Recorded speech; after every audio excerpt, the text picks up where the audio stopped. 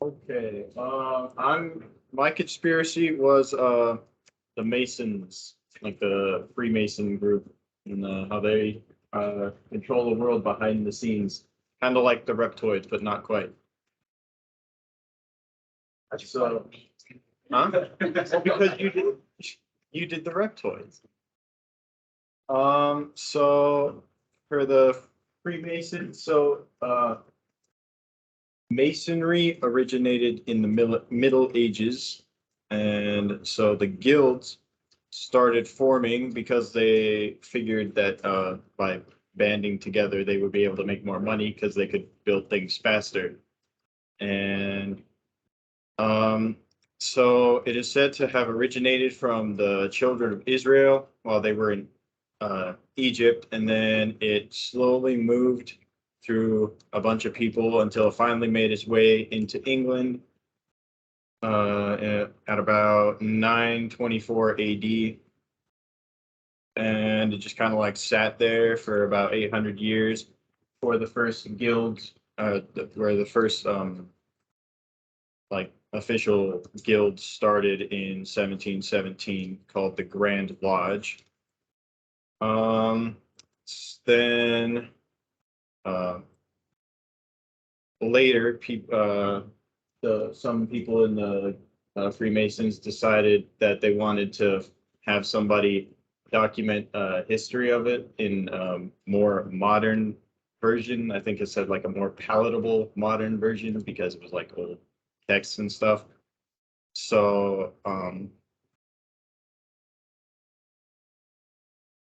didn't write down his name, but some dude did that. And then later, more people started doing it, and somebody decided that they wanted to throw the Knights Templar in there just because.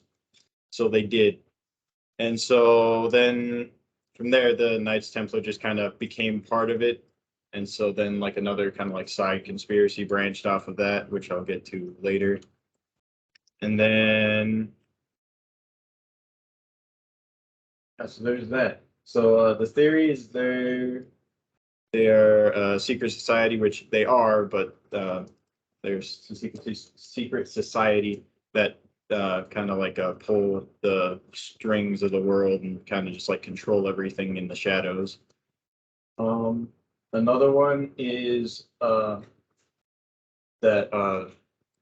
early the Catholics kind of gotten like a little, or the Catholicism got in a little feud with the Freemasons because the Freemasons were kind of like secretive about all of their religious practices and stuff. So the Catholic Church decided to accuse them of demon worship.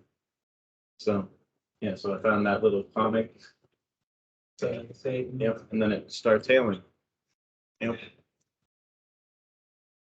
Yep.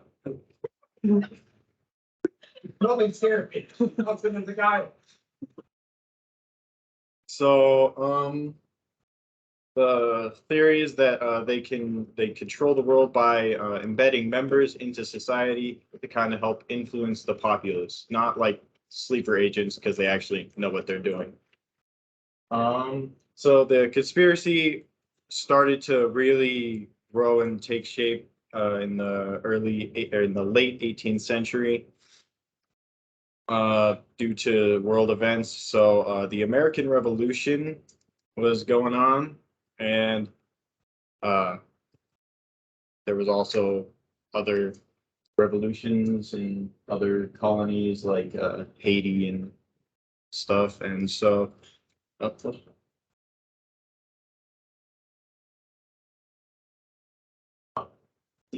okay. So yeah, so people kind of got suspicious after the tiny 13 colonies beat the biggest world power in a war. Like, sure, they had some help, but it was like just extremely unlikely. So people started looking for reasons for that. So yeah, so people just started looking for things, and they found that there were quite a few prominent people who were like key parts in the American Revolution, namely George Washington, Benjamin Franklin, Paul Revere, and John Hancock were all Freemasons, plus a few more. So like so yeah, so they're all founding fathers. They kind of like incited the revolution or helped like keep it going. So people were like, that's kind of weird. It's kind of suspicious. So yeah, so and then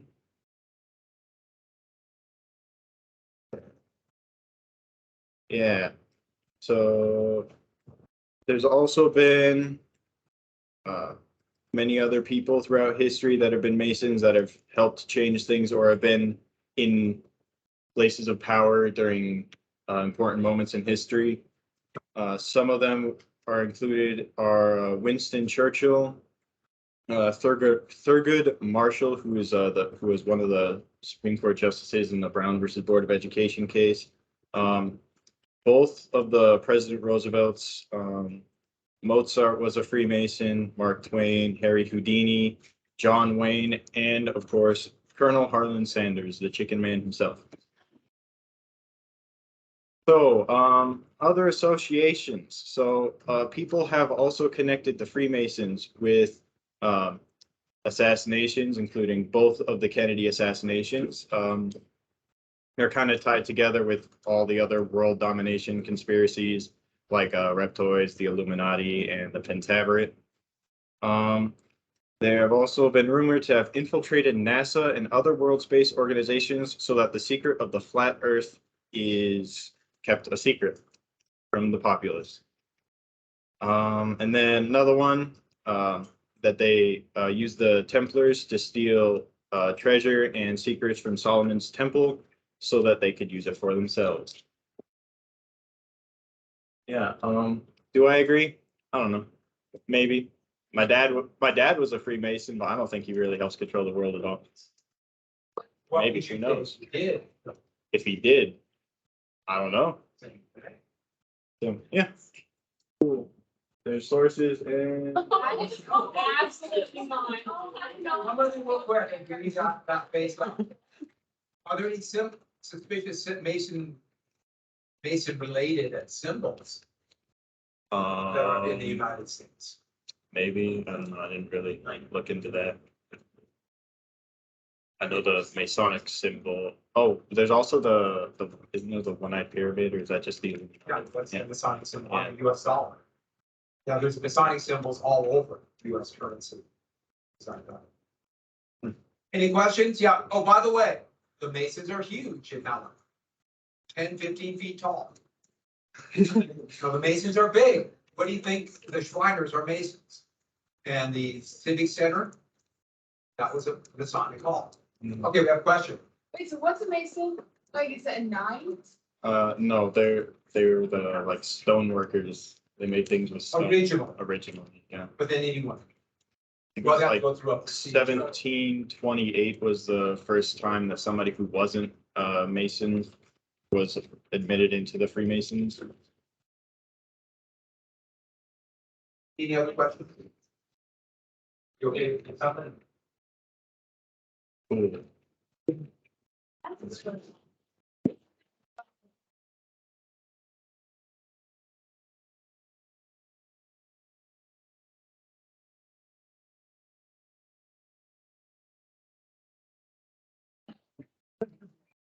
They heal very. All right, good job, Levi. Thank you. All right, next. Are we ready, Cole? Yes. I'll take that as a very confident yes. Yes. Okay, so Levi, the camera is literally cut off at your shoulders. So even though we got most of the screen, it's gonna be a little bit of, I just noticed that.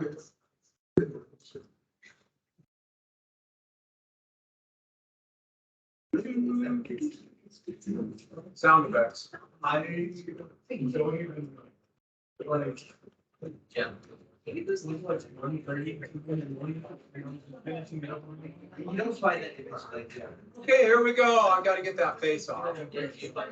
Yeah, that was awful. The face too. For the experience. All right, here we go.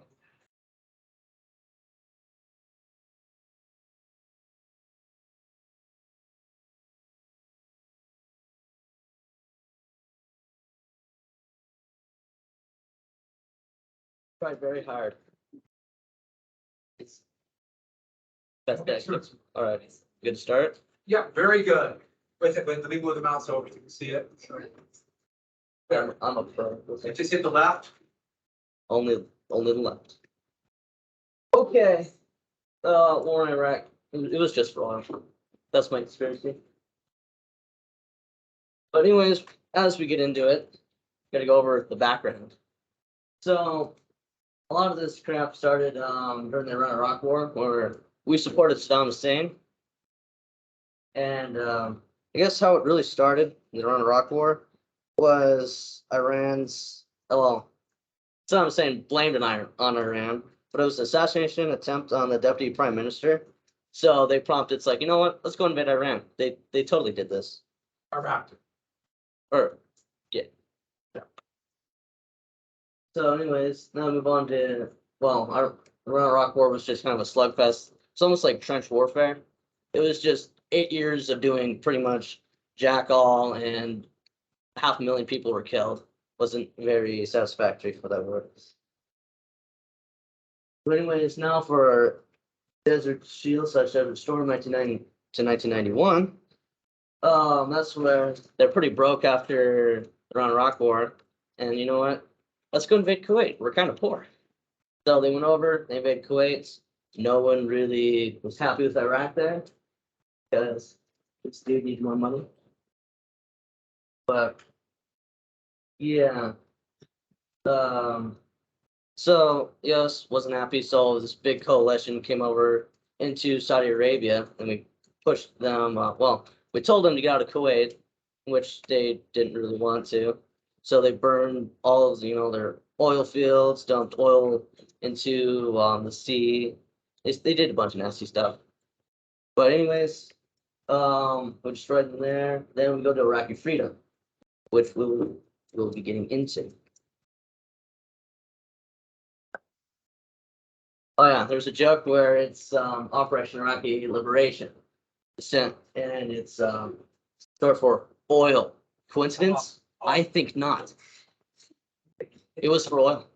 That just proves it. It's oil. All for oil. All right, anyways, now Bush's justifications for it were kind of dodgy at best. They just claimed that Iraq was developing weapons of mass destruction. They couldn't really prove it very well. Somehow the UK was kind of on board, but also they're saying that Saddam had like ties with Al Qaeda, even though they absolutely hated each other. Wasn't really sure why he thought that. Oh yeah, they're with Al Qaeda. They were not with Al Qaeda. Let's see, and another one's justifications were removing an evil dictator from Iraq, but we could have done it a lot better. All right. Now, this right here, there was a multiple production facilities that we had theorized. And even Russia kind of thought that was kind of strange. It wouldn't really work very well, even coming from Russia. But also, this kind of, the Halabja massacre kind of ties into the Iran-Iraq War, where they used a bunch of chemical weapons to kill Kurds. That's also we thought they had a lot of stockpiles of chemical weapons. We also wanted to get that out of Iraq. And also, of course, there was a lot of hype over the weapons of mass destruction, because how could Iraq obtain such destructive weapons? And was never found. No, we did not find anything. Thus, it was oil. Yes. The media and conspiracy theories were mostly concluding that the war was mostly for oil, because oil, we like oil. But, yeah. Now, a lot of people were against the war. One right here, it's no blood for oil. That was common for the anti-war protests. And of course, Bush and Cheney, they thought that they were elected, for oil, because we were there clearly for oil.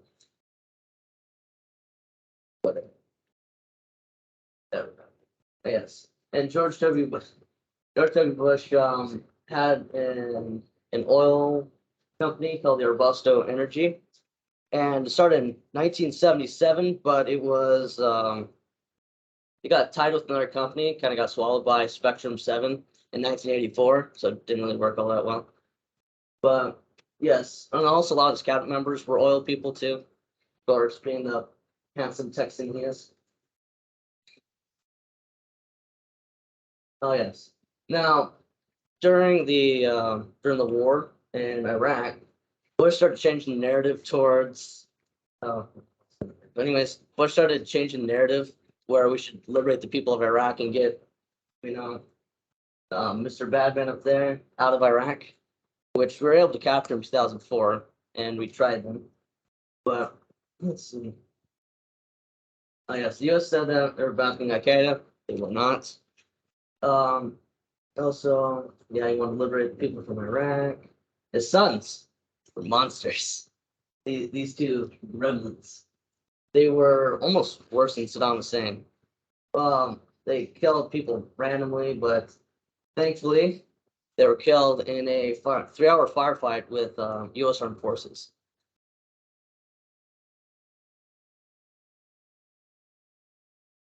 Damages of the Iraq War. Now, there was estimated up to 4,919 U.S. soldiers were killed, and staggering 185,000, 208,000 initially for 3 years of the war of how many Iraqis were killed, and later is estimated up to 1 million. Yeah, and also it was estimated up to $78.5 billion in damage. And also had a lot of rise of instability during the region, which prompted the rise of ISIS, which of course stands for the Islamic State of Syria and Iraq. Do I believe, was it for the oil? In my mind, I think it was in the back of the mind that, yeah, we could probably get some oil from this, but I think that we were just being really stupid and kind of being a little warmongery. And we could have handled that situation so much better, besides just going into Iraq and just invading them, destabilizing the region for years to come. It's getting better, but it's still horrible over there. Because ISIS isn't as big as it used to be, but still, there's still a little remnants of where ISIS is. They're still there, but just not as strong as they used to be. But yeah, I wouldn't say, well, it wasn't exactly worth it. Anyways, there's my sources. And did the oil, what happened to the oil? We didn't get very much of it. We would never go into, but American companies didn't either. Yeah, no. Any question? Yeah, it was, were they hiding the real gold? Right. Good No, job. this is secondary objective. Secondary objective. Good. They used mustard gas, which was a World War I era gas on Kurds who were revolting. That's what he was talking about in 1988. Anybody know where they got the gas from? Yeah, the United States and a country called West Germany. Pre-Germany. They used on Iranians when they were around. They used it on us. All right, so. Who would like to go next? I got it. Well, no, Cap, your Cap was there first. So. I know. I'm so excited to go though. Is that the word? Yeah. Yeah.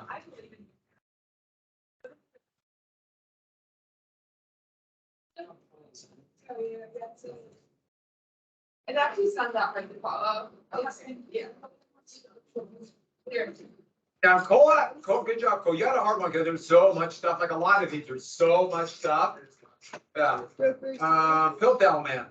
Yes. It's for you, bro. Well, Well, we're this is just keep something that happened in Britain, and then we'll go to Paul is Dead, which also happened in Britain. See? It's all working out. Do I just click it and it goes away? Huh? Well, you don't want the whole thing to go.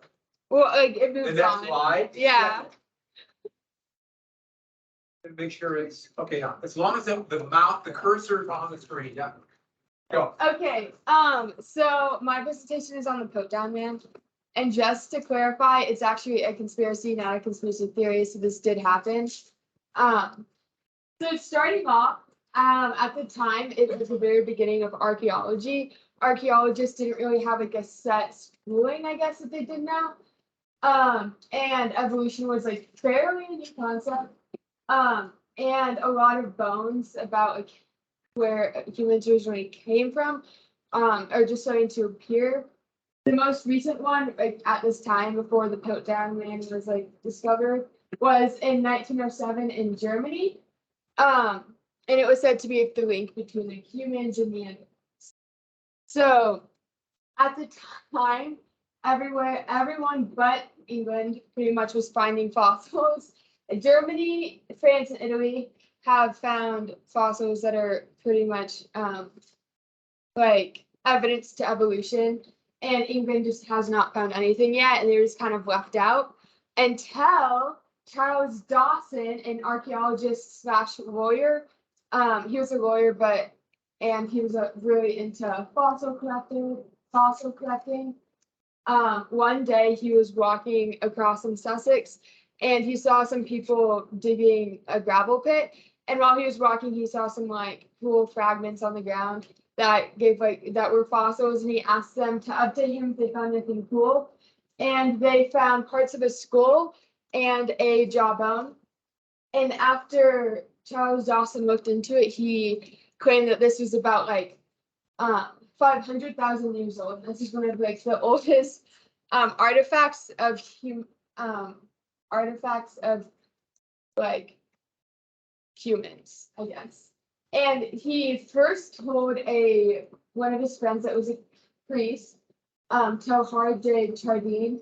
And then he also wrote a letter to his friend Arthur Woodward, and he played a big part in this. Arthur Smith Woodward, he was a keeper of geology at the British National Museum, so he had a pretty big role in geology. And Charles Dawson like sent him a letter saying that he found like groundbreaking news, and that he found this fossil that they called the Piltdown Man, like the skull and the jawbone, and that England is finally on the map. And then Arthur Woodward, when he received this news, he wrote to the Geological Society of London, December 2nd, 1912, discussing this.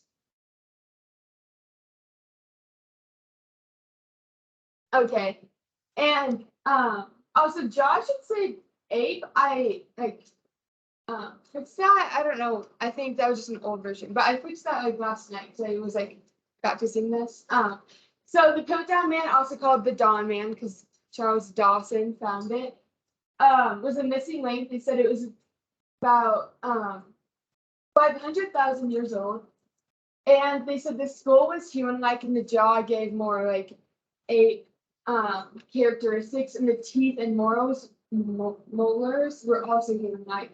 And this was great evidence to show how evolution occurred, and it showed that the brain actually evolved faster than the diet, because the brain was more human-like and the teeth were more like monkeys.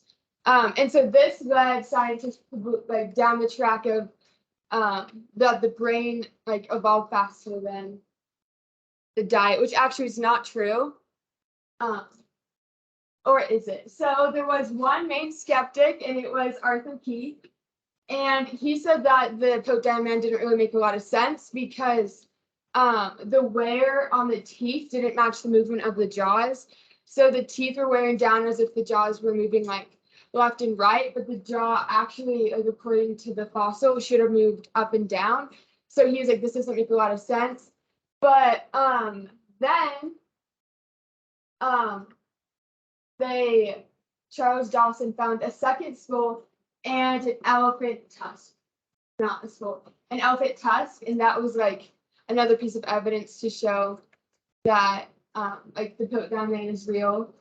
And then and that happened in 1915. And then Dawson died about 2 years later after that, and the bones were carefully guarded. And just so there's skeptics, but no one kind of listened to them. So then, right in the future, the hoax was busted. In 1953, they looked at the teeth and they actually found out they're actually filed down. And also, in 1953, they had better testing to test how old bones could actually be. Foreign testing showed like, the more foreign, the older it is. And the jawbone and the skull were not the same age. And that was like if the skull is older than the jawbone, then they can't be from like the same organism. And then nitrogen testing, the bones had less nitrogen than the teeth, which also showed that they just were not from the same animal. So how did they do it? Upon further examination, they like scraped some of the bone off, and they saw that the bones were actually stained brown to appear older. The cracks were filled in. Some of the cracks were filled in. One of my sources said with dentist putty, but no other sources like supported that. And they're also filed down to appear worn out.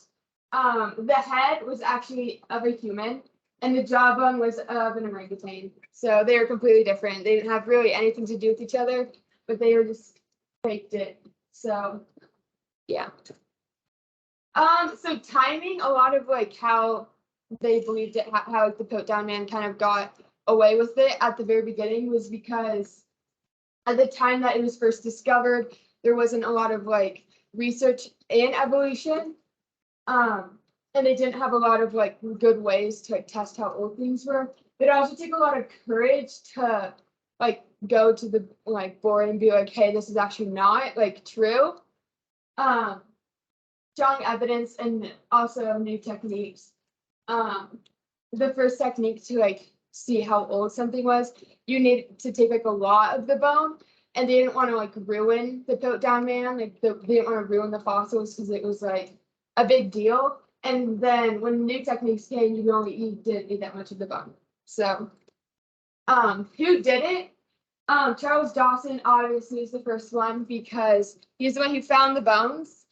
And Woodward obviously could be too. And then there's another guy Martin Hinton, and he was found to have a bunch of bones stained to look older in the back of his trunk. That's kind of like the only evidence they have pointing to him. And then someone said A.C. Doyle. He was known to like fossils, and in 1912, the same year that the Piltdown Man was discovered, he wrote Lost World, and a quote in Lost World is if you are clever and know your business, you can fake a bone as easily as you can fake a photograph. And that was the same year that Piltdown Man was discovered. So, yeah, that's it. Does anyone have any questions? That's pretty amazing. They all want us to believe it, and Yeah. Britain's got to have a fossil. That's a great story. Good. You think fossil? Was that one book? We just. Did No, you I think think it was someplace? Dawson. I think it was, yeah. But he didn't. Did Dawson write a book? Okay, next. Very good. Let's do. Paid a heck of a lot of money to see a dead one. Oh, yeah. All right, guys. I mean, the name's obviously on there. Stop. Actually, looking at this slide. Where's the offset?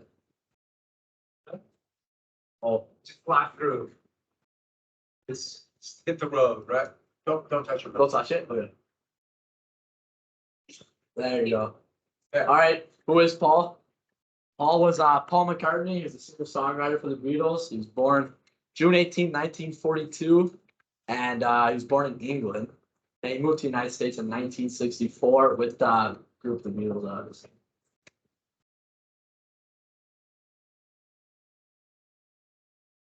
Yeah. Oh. Yes.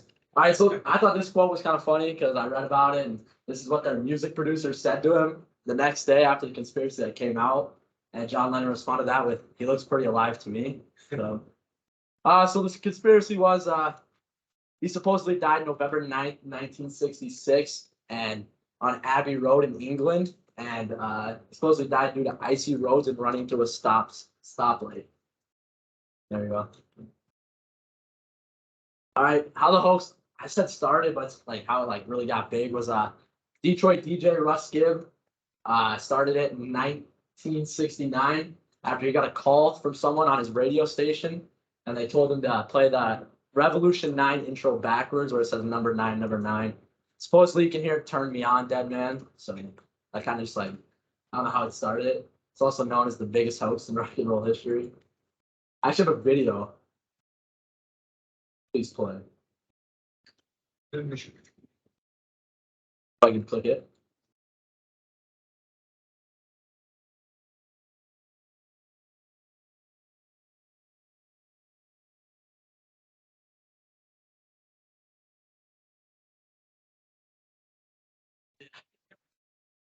Yeah, it was. Yeah, I thought it was really good. All right, so did Paul die? I mean, fans noticed that he like changed up his looks after this theory came out and grew his hair out, grew his beard out, and on their song "A Day in the Life" from Sgt. Pepper's Lonely Hearts Club Band album, talks about a mysterious man who, quote unquote, in the song, blew his mind out in a car and didn't see the lights change. So I was kind of like, didn't help it. And then it also talks about an unnamed man who really liked smoking cigarettes and drinking coffee. And then John Lennon said, "I buried Paul," supposedly at the end of a song. I have a video of that too on here. And then the Abbey Road, actually, this Abbey Road album cover supposedly looks like a funeral procession where John Lennon is in white as the priest. Ringo's in black to signify mourning. Paul. And then his name is George.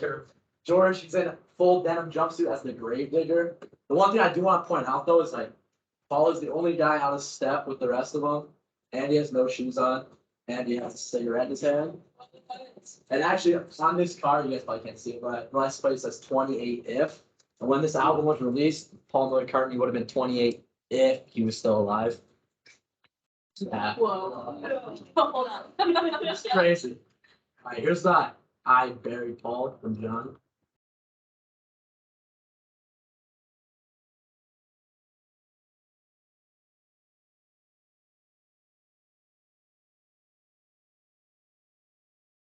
All right, well, I guess it did show. You even needed more after you imagine. Yeah. I guess I thought this was kind of funny because this was from Rolling Stone's their page. It's talking about the percentages in 2015 of people who believed he actually died was 5%. And they actually mentioned that 4% of people believe the Red Floyd are still running the race. And then, did Paul die? I don't think so, because like the whole growing his hair out and stuff was they were moving from England in the 60s to the US in the 70s, and the whole group grew their hair out and stuff, and like smoking cigarettes, like everybody did that back in that day. So it wasn't like two noticeable things. People do get older too. Yeah. People do age.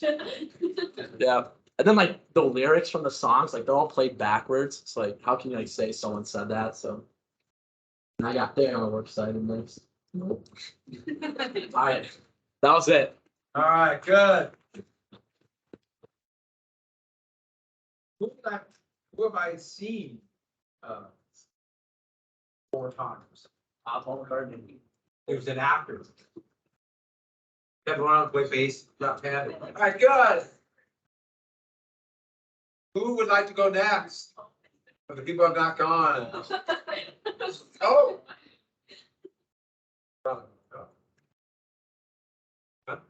We do this for I need Kieran to be here. It's hilarious. What's we have going on for today? Let's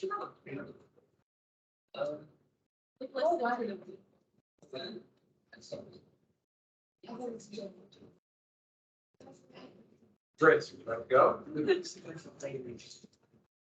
Let's do it. We need a little Roswell.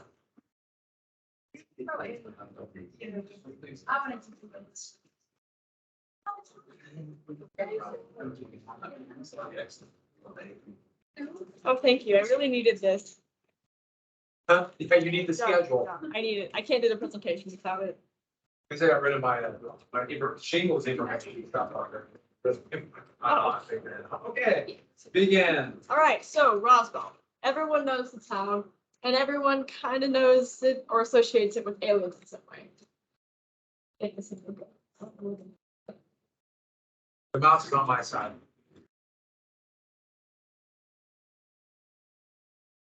Okay, so Roswell is in New Mexico, obviously. But there was this whole flying saucer craze back in the 40s and 50s after sightings of things such as like the Foo Fighters, not the rock band, but like the actual like supposed sightings of lights in the sky during battles. A lot of these fears could probably stem from Cold War fears and like Soviets attacking. People were paranoid. People were afraid. They didn't know exactly what was going on. And so they kind of saw the whole flying disc thing as yet another, or possibly as another Soviet thing.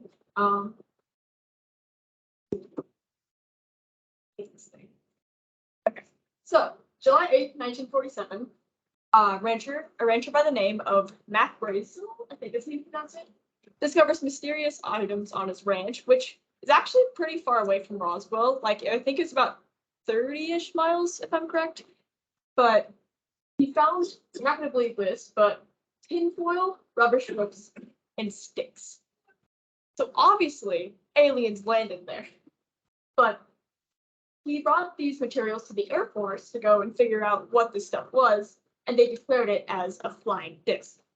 And this is not Brazen himself, but this is an officer by the name of Jesse Barzell, who I think Mr. Partridge knows, or knew his son.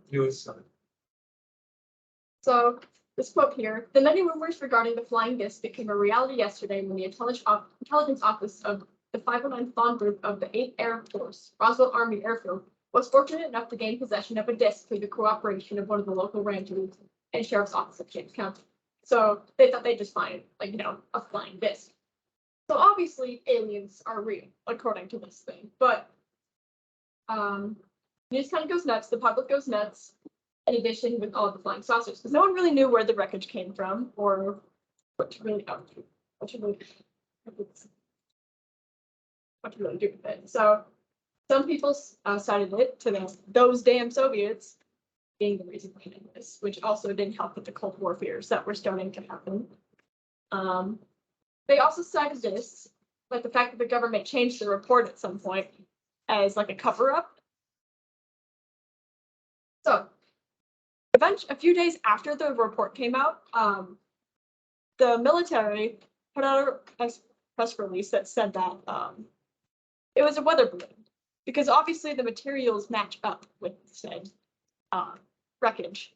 But people thought that this was suspicious because they changed the report so quickly. But there were no really alien materials or dead bodies or anything supernatural found at the site. It was just things that you can find from Earth with Earth. So what happened after that? There was a lot of conspiracies thrown around about it. Charles Berlitz and William Moore both wrote a book called Roswell in the 1980s, which kind of delved into this conspiracy even further, and it made a lot of people believe that aliens actually did land in Roswell.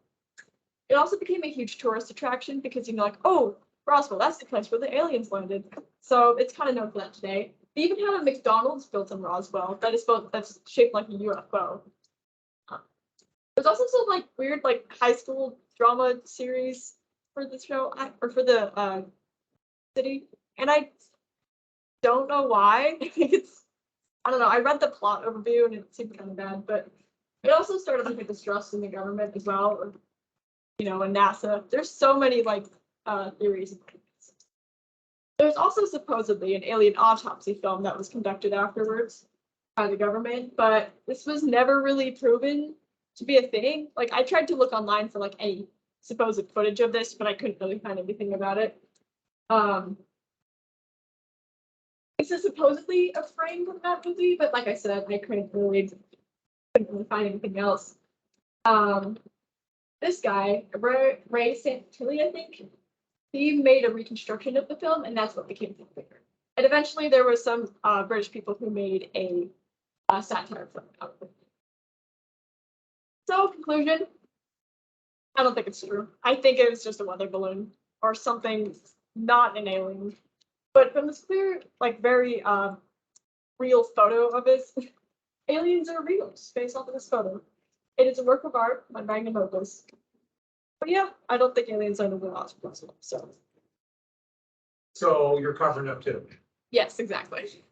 I do like an article you found that said flying disc craze continues. Because it was, all of a sudden from no flying disc, everyone's been seeing a flying disc in like a 2-month period. Already there.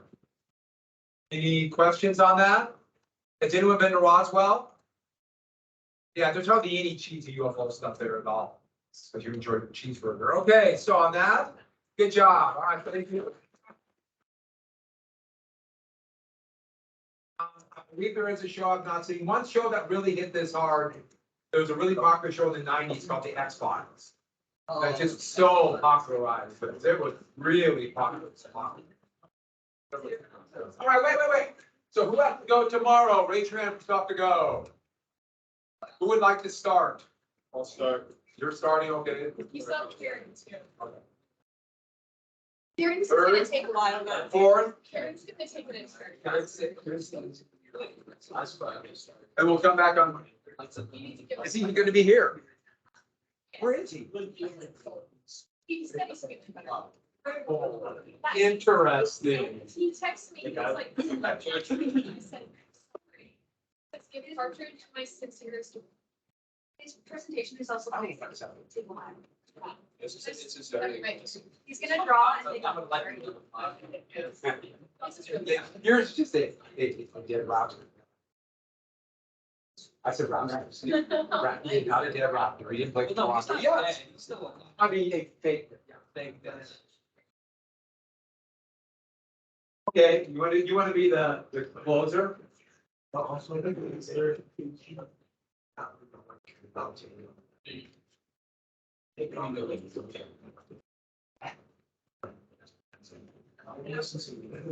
know what that means. That really didn't become popular until I was already, my music's selecting that been kind of made. I missed a lot now. I was already in the pulpit. There's some of my stuff. I kind of missed it, I really. It was already, when it was becoming popular, it was already. Music was that. The music you like now, if you listen to a lot of music, would probably be the music. There'll be a few little bits here and there. But yeah.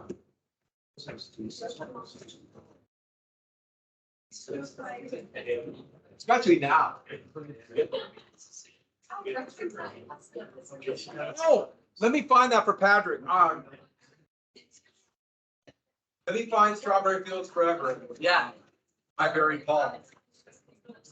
I also read it like came out and apparently he was saying cranberry He sauce. said cranberry sauce. Yeah, Okay, you listen to it. If you have a good recording, you can hear it. yeah. I thought it was funny, so I'm not gonna lie, I didn't know who Paul McCartney was, so I did this. What's that? I didn't know who Paul McCartney was, so I did this. Really? Yeah, he is the most successful songwriter in history. Yeah.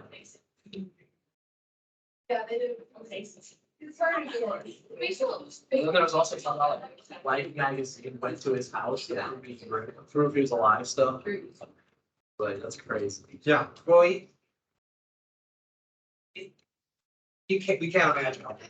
Nothing compared to the. Just, they were that big. But in Spanish language, it's a different word. Have you ever gone? I'm gonna say, I'm just gonna, yeah.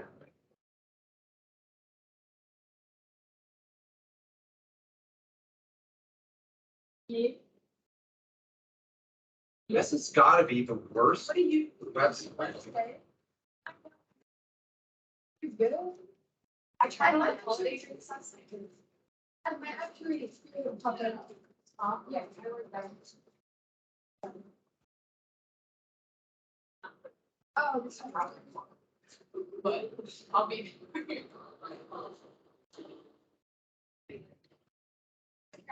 Latte, but to fix the sugar cookie latte.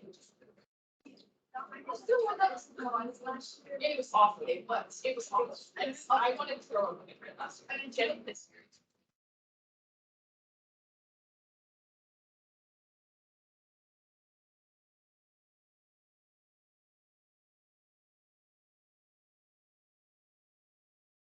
Right there. I found it. So Patrick, remind, I'll play for everyone real quick. Okay. Goodbye, everybody. We'll see you tomorrow. Thank you, Chris, for stepping up. You doing live? You did good. You did good. You're right, that was a horrible tone. Wasn't it? You did good. Good job, thank you, good job. Everybody did well today, nice presentation, we're doing well. These are fun, I like hearing, people. You like being exposed to the truth? Yeah, learning the truth of what went on. Yeah. All my myths, everything I thought was true, blowing out of the Yeah, water. about science, Science. The jury's still out on science, I've always believed that. That's like obvious proof. Oh, yeah. But I gotta admit, this was a great headline you found. That's. This craze continues. It took 2 seconds on Google. It's good. All right. I've seen that before, but I don't think I just kind of forgot about it. So I'm glad you showed that. That was awesome. See you. Before you Fine. We did break. We're good. give your speakers. Sorry. No, I didn't do my speaker. Because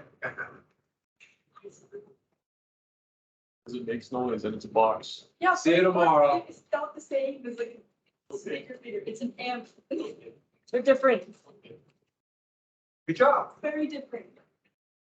We'll see you. Good I job. feel like during that presentation, I lost my mind a few points. Oh, I it's, remind myself where I was. it's amazing how fast you can forget. Yeah, because I was gonna make a lot more jokes, but I didn't. It's really hard to do. It is. I don't agree. Because I was about to say, like, I know where weapons of mass destruction in Wyoming. I really didn't think a lot of Big jokes, rather than Miles City, huh? The problem is, when you're up there, it's like, you see all these people looking at you, you're trying to remember where you're at, yeah, it's tough. Good practice. Make sure. You did well, you did a good job. And having those notes help, because you can go back and remind you. Yeah.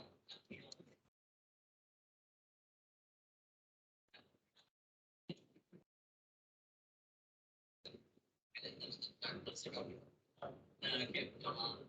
I remember this.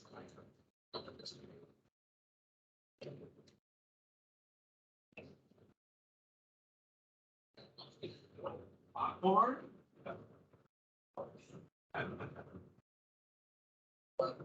Yeah, I was gonna say. No, I was gonna where did they go? What did you?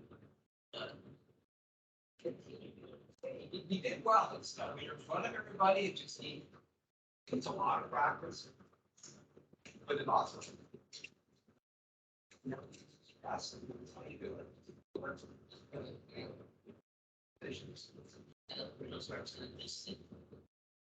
All right, yeah.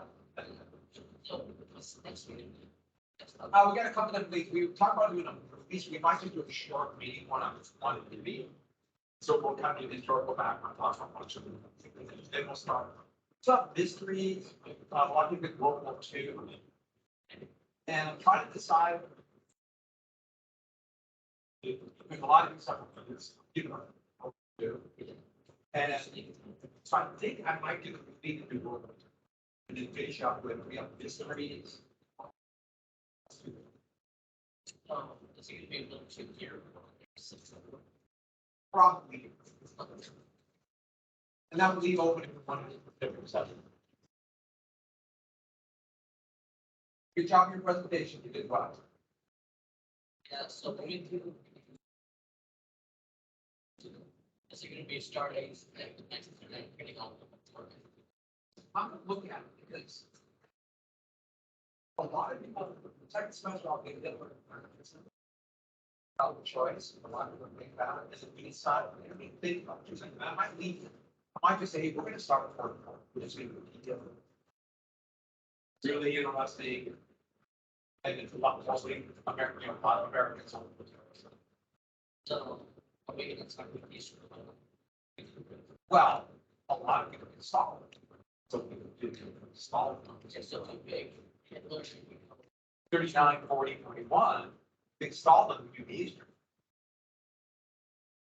So that would be a little more detail, and there's each one has a really good movie to watch.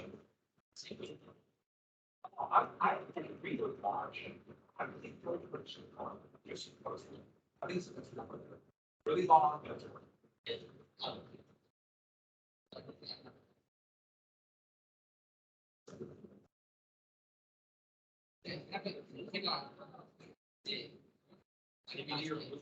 Yes, I was supposed to say serious, like, And it's so good you would not watch it. yeah, It's it's like, I don't know. And then there's a lot of good historical stuff about what happened, how it played out, so I think you'd like that. But no. I maybe. Still on the bridge. Give it a chance. I've never been outside the US though, yeah. Wow. We're both in the same place. I still drive the truck.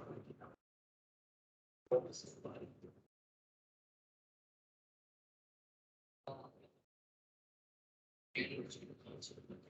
it's some kind of.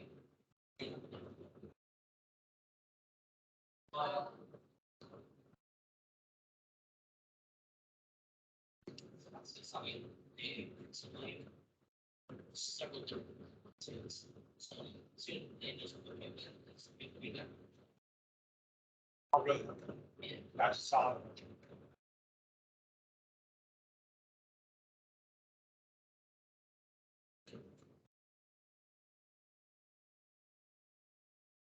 It's the gig and. So, if you go, oh, that'd be pretty good. In Germany, that'd be really good. I have a lot of, I don't get them employed something. There's about 20,000 troops. See you tomorrow.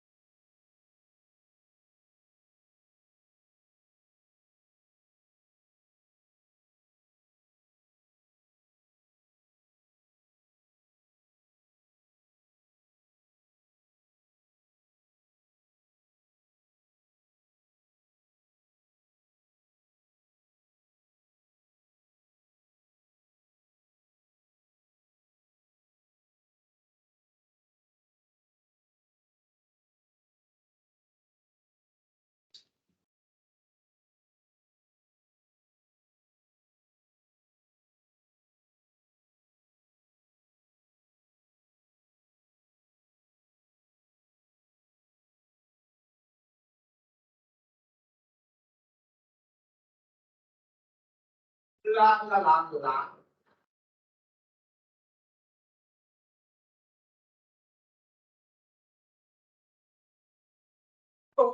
Back for the summer. What